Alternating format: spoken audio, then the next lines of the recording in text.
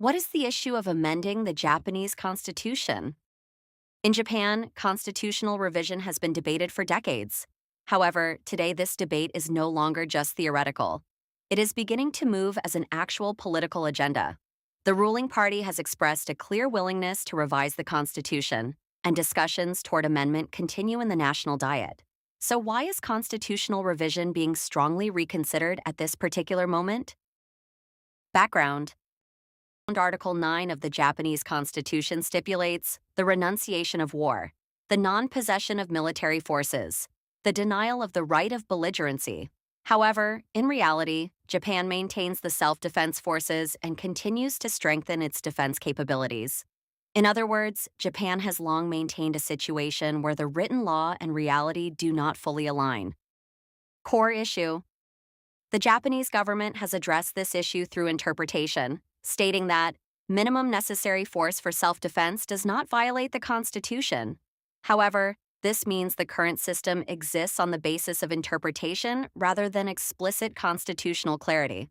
Today, the key question is, should Japan continue relying on interpretation, or should it amend the Constitution itself? A central focus is whether to explicitly recognize the self-defense forces within the Constitution. At stake is whether Japan maintains its post-war principles or adjusts them to reflect current realities. Why now? There are clear reasons why this debate is intensifying now. First, the changing security environment. Rising regional tensions have led to a reassessment of Japan's defense posture. There is also a growing argument that the self-defense forces should be explicitly recognized as constitutional, both to protect their legal status and to support further defense expansion. Second, the limits of the current system. Operating purely through constitutional interpretation has widened the gap between law and reality. Third, the political landscape. Pro-amendment forces now hold greater influence than in the past. In the House of Representatives, the Liberal Democratic Party, whose platform includes constitutional revision, holds more than a two-thirds majority on its own. In the House of Councilors, it is also possible to reach the two-thirds threshold by aligning with other pro-amendment opposition parties. At the LDP convention on April 12, Prime Minister Sanai Takaichi stated clearly, "The time has come. We want to reach a stage where a proposal for amendment is in sight by next year's convention." In other words, Japan has moved beyond the stage of discussion and entered a phase where actual implementation is possible. Outlook for a national referendum. A critical factor is the outcome of a national referendum. Recent polling data suggests strong support. A Sankei/FNN poll, February 2026, shows 67.1% in favor of promoting constitutional revision, with 25.2% opposed. Cabinet approval ratings remain near 70%, reinforcing political momentum. A Nikkei survey shows around 68% support for constitutional revision, one of the highest levels since polling began. An ANN survey indicates that support exceeds opposition across all age groups, reaching roughly 70% among younger generations. Post-election surveys of elected representatives also show overwhelming support, 89 to 93% in favor of constitutional revision, around 80% supporting explicit recognition of the self-defense forces, 83% supporting revision of Article 9. Importantly, these lawmakers were elected by the public. Support is also driven by growing recognition that self-defense capability is essential amid increasing geopolitical risks. At the same time, strong opposition arguments are not widely shared across the majority of the population. As a result, undecided or indifferent voters tend to lean toward support. Taken together, public sentiment, election outcomes, and polling data, it is likely that a referendum on recognizing the self-defense forces would achieve a majority.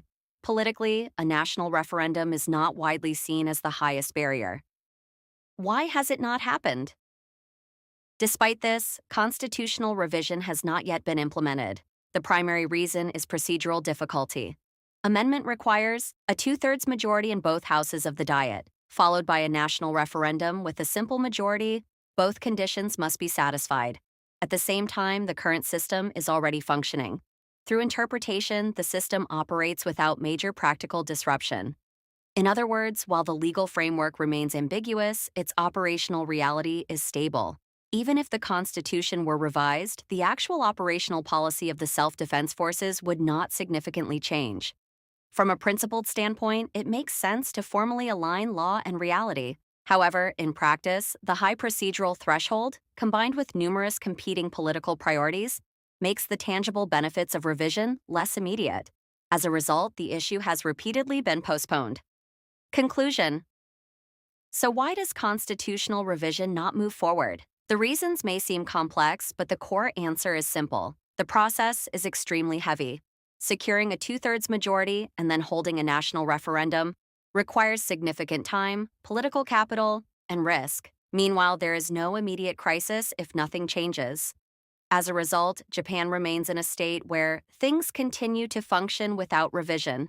In essence, the main issue is not opposition, but the high cost of initiating change. However, the Takaichi administration appears more committed to constitutional revision than any previous government. In the 80 years since World War II, Japan has never amended its constitution, nor has it ever held a national referendum for that purpose. If revision were to be realized, it would mark a historic turning point in Japan's political history. Thanks for watching. Subscribe to Deep Focus Japan for more videos on Japanese society and current issues.